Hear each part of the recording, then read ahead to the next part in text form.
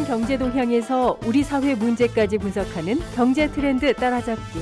한반도 국제 정세와 사회적 현안, 그리고 우리 이웃들의 소소한 이야기를 허심탄회하게 들어보는 단박 인터뷰까지. 함께하는 세상, 오늘은 좀 더 다른 시선으로 세상을 바라봅니다.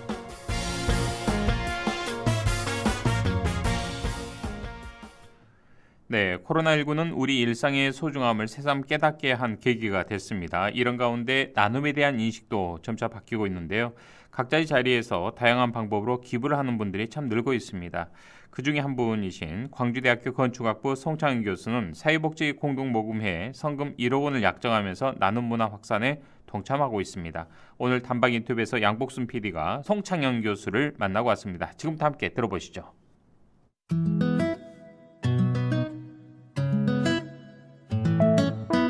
네, 교수님 안녕하십니까? 네, 안녕하십니까? 교수님은 방제 전문가이신데요. 어제죠. 100년 만에 쏟아진 기록적인 폭우 어떻게 보셨는지 궁금합니다. 글쎄, 이게 이제 어제 오늘의 일이 아니고 독일의 사회학자 울리히백이 현대 사회를 위험 사회라고 했거든요. 그러니까 1000만 이상의 메가시티가 되면 될수록, 도시화가 되면 될수록 우리는 예기치 못한 재난에 훨씬 더 많은 빈도로 더 심각하게 봉착한다라는 거거든요. 지금 사실 수도 서울이 지금 예견된 거거든요. 2011년 우리 우면산 산사태를 경험했고, 당시에도 여의도 색강이라든가 광화문이라든가 강남 대치동이 침수가 됐었거든요. 그러면 그때 당시에 서울고 외양간을 확실히 고쳤어야 되는데 지금 이런 것들이 굉장히 심각하게 이번 기회에 서울고 외양간을 확실히 고쳤으면 좋겠어요. 그래서 지금 특히 강남 같은 경우 피해가 크잖아요. 네. 이유는 왜 그러냐면 강남이 과거에 사실은 갈대밭이었잖아요. 그러니까 지대가 낮은 곳이기 때문에 물은 높은 곳에서 낮은 곳으로 흐르기 때문에 당연히 침수가 많이 되죠. 그렇기 때문에 그런 경우에 하수관이 지금 사실은 제대로 역할을 못 해요. 그러니까 제가 만약에 서울시장님이라면 최근 10년간 침수 흔적도라든가 자꾸 잠기는 낮은 곳을 조류조라고 해가지고 도로 밑이나 초등학교 운동장 밑이나 아니면 공원 밑을 50m, 100m 정도 깊게 파가지고 조류조라고 물탱크를 만드는 거죠. 그래서 그 위에는 공원화 시키고 초등학교 운동장도 그대로 쓰되 대형 물탱크를 만들어서 추가되는 그 오버로드에 대응할 수 있는 조류조 시스템을 해서 물에 우리가 지배를 당하느냐, 물을 지배하느냐에 따라서 선진국이 되느냐, 후진국이 되느냐, 그런 거라고 저는 생각해요. 이번에 좀 많은 분들이 의아했던 게, 아니 그 서울 강남에, 그것도 강남에 이런 그 침수 피해가 발생하나, 많은 분들이 좀 의아하게 봤었던 것 같습니다. 지금 우리나라에 우리가 재난안전의 자원이라고 하는데, 재난자원은 맨 머테리얼 머신먼이라고 하거든요. 인력과 장비와 자재와 예산이 중요한데, 지금 우리 사회에 정말 코로나19 때문에 복지 예산이라든가 다른 예산들이 많이 들어가다 보니까 지금 재난에 대한 예산은 재난이 생기지 않고서는 그게 꽁돈으로 생각하는 지자체장들이 많거든요. 그러다 보니까 이번에 무방비 상태로 지금 이게 재난에 대응된 것 같아요. 교수님은 이제 지난 25년 동안 재난 안전 분야에서 여러 활동들을 해오셨는데요. 현장에서 좀 여러 에피소드도 많았을 것 같은데 어떤가요? 제가 강의를 하다가 제가 중앙대나 서울의 경희대나 뭐 한양대라든가 여러 대학에서 한 5, 6년 동안 또 전문가로서 대학원에서 강의도 하고 그랬거든요. 근데 강의를 하고 또 현장에 가서 보면 또 틀린 것들이 되게 많거든요. 그래서 이게 끊임없이 반성하고 끊임없이 공부해야 되겠다라는 생각이 드는데, 예를 들어서 우면산 산사태 같은 경우에 재밌는 게, 대학에서 강의할 때 산사태의 징후는 나무가 흔들린다라든가 뭐 갑자기 흙탕물이 내린다라든가 우우하는 소리가 난다라든가 이렇게 강의를 했어요. 근데 실제로 우면산 산사태를 보니까 800m가 붕괴되는데 실제로 한 50초밖에 안 걸리거든요. 그러면 100m로 환산하면 6.25초거든요.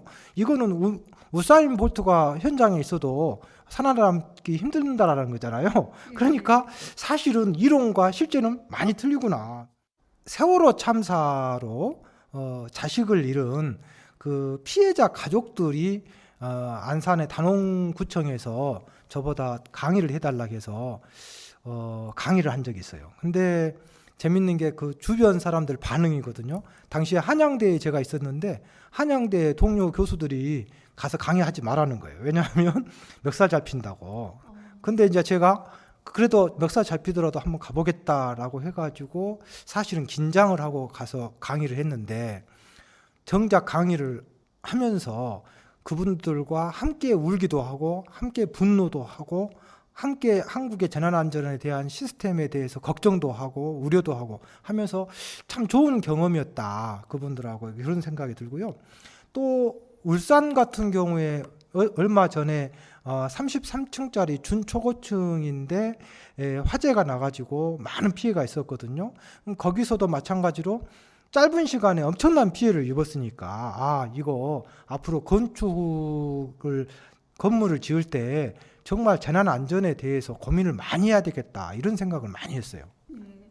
교수님은 우리 지역의 재난 안전 수준은 좀 어느 정도라고 보십니까? 광주광역시요? 글쎄 저 솔직하게 얘기하면 하위 점수를 줄 수밖에 없어요. 그러니까 사실은 맞아 죽을 각오로 얘기하면 저는 좀 깜짝 놀랐어요. 광주광역시가 의향 광주고 민주도시이고 정말 저는 재난안전이 정말 잘 될 거라고 생각했는데 재난안전에서 제일 중요한 게 초기 대응이고 또 안전 문화가 정착이 되어줘야 되는데 안전 문화도 시민 주도형 재난안전이 아직도 조금 부족한 것 같고요. 또 재난안전 초기 대응 시스템들이 지금 매우 이번에 가장 대표적인 것이 학동 붕괴 해체 시의 붕괴 사고라든가 또 서구 화정동의 현대 아이파크 붕괴라든가 일련의 이런 재난안전 사고를 보면서 초기에 우리 민관의 재난안전에 대한 전문성이라든가 역량이 충분하지 못하다. 그래서 좀 많이 고민을 했고요. 또 자괴감도 느꼈고요. 제일 큰 문제는 광주광역시에 저는 개인적으로 제일 큰 재난은 저는 갈등이라고 생각해요. 광주광역시 153만 시민들이 서로 이렇게 챙겨주고 서로 위해주고 함께 하려고 하는 이런 모습들이 되어줘야 되는데 어떤 이념 간의 갈등, 지역 간의 갈등, 어떤 세대 간의 갈등 이런 갈등이 끊임없이 일어난 것을 저는 봤어요. 그 갈등의 제일 큰 문제는 저는 관계다. 무슨 얘기냐면 어떤 혈연이라든가 지연이라든가 학연이라든가 그러면 예를 들어서 어떤 정의가 아니어도 어떤 같은 학교면은 봐줘야 되고 뭐 이런 것들 있잖아요. 그래서 이런 것들이 저는 광주광역시의 발전에 좀 도움이 안 된다. 정의는 정의로워야 되는데 그런 관계들 때문에 그런 정의가 바로서지 못하는 그런 것들이 끊임없이 갈등으로 된 것 같아요. 외부에서 오신 분들이 또 많이 지적하는 문제가 또 그 문제이기도 한데, 또 교수님께서 그 문제를 지적을 해주셨습니다. 중앙부처, 지자체, 공공기관까지 이제 찾아다니면서 재난안전 중요성 강조하고 계신데요. 특별히 기억에 남는 현장이 있다라면 어디입니까? 그래서 이제 여러 현장에서 지금 제가 중앙정부나 지자체, 공공기관을 평가도 하고 심의도 하고 자문도 하고 하는데 그 공무원들의 어떤 자세를 조금 얘기하고 싶어요. 무슨 얘기냐면 중앙부처나 지자체나 공공기관의 고위 공무원들은 직급이 고위 공무원이지 재난안전 전문가는 아니잖아요.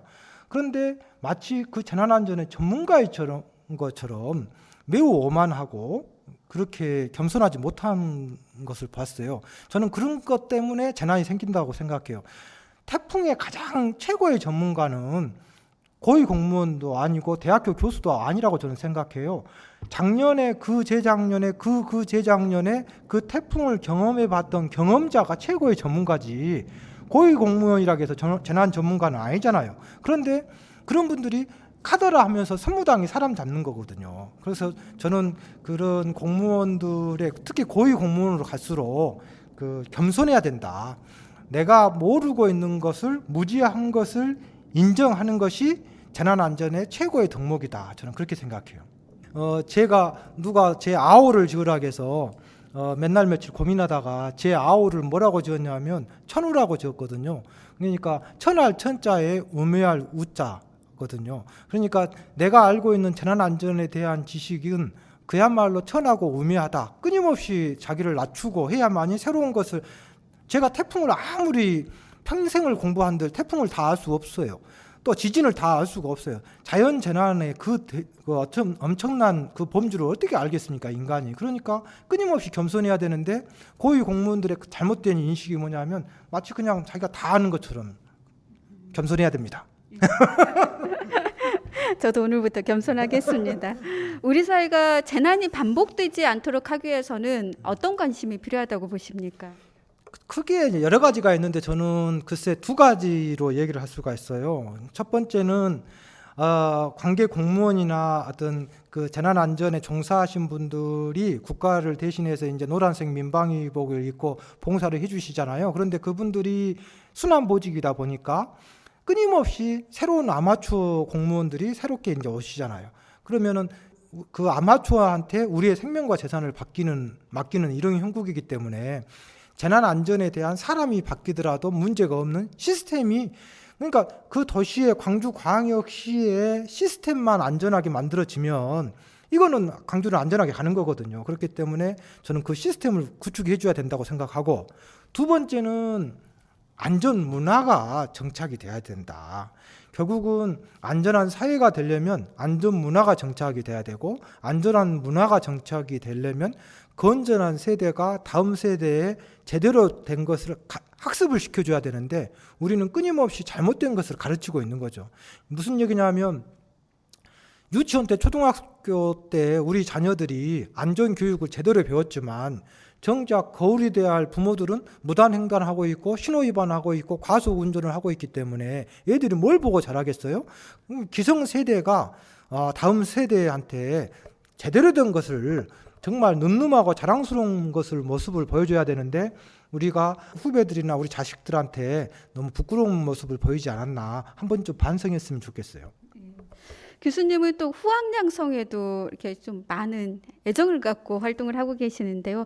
이 가운데서 또 집필 활동도 열심히 하고 계신데 이런 활동들을 하는 이유가 궁금합니다. 고려청자가 전수가 안 된 거 왜 안 됐을까요? 이게 그러니까 잘못된 우리나라의 습성이죠.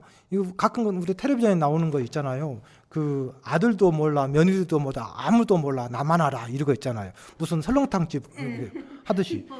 이게 지금 잘못된 거죠. 일본 같은 경우는 3대가 100년이 가업을 이어가고 있고 뭐 이렇게 하지 않습니까? 그러니까 기성세대가 시니어들이 공부하고 기성세대가 사회로부터 배운 것은 학습한 것은 그 사람 것이 아니라 후세들을 위해서 저는 쓰여져야 된다고 생각하거든요. 그런데 기성세대들이 전부 그런 것들을 나몰라라 하고 전수를 하지 않는 것은 잘못됐다고 생각하기 때문에 내가 알고 있는 지식을, 재난안전에 대한 어떤 전문 지식을 후학들한테 가르쳐주는 것은 기성세대의 어떤 의무라고 저는 생각합니다. 그렇기 때문에 그런 거에 대해서 게을리하지 않아야 된다고 생각하고 제가 느끼고 배운 것들을 어떤 강의나 책으로 남겨놔야 된다고 생각하거든요. 교수님은 지난 2018년 대통령 국민 포장을 받았는데요. 재난 안전에 대한 교수님 철학도 궁금합니다. 근데 이거는 좀 이제 부끄러운 거죠. 제가 뭐 대단한 것을 한 것은 아닌데 국가에서 국민 포장을 민간인 최초로 이제 사실은 훈장이나 포장이나 이런 것은 공무원들한테 고생하는 공무원들한테 줘야 되는데 민간인한테 최초로 저한테 주신 영광스러운 일인데 한없이 부끄럽습니다. 그런데 더 열심히 하라고 생각하고 상투적인 멘트 같습니다만 이렇게 한 것 같고요.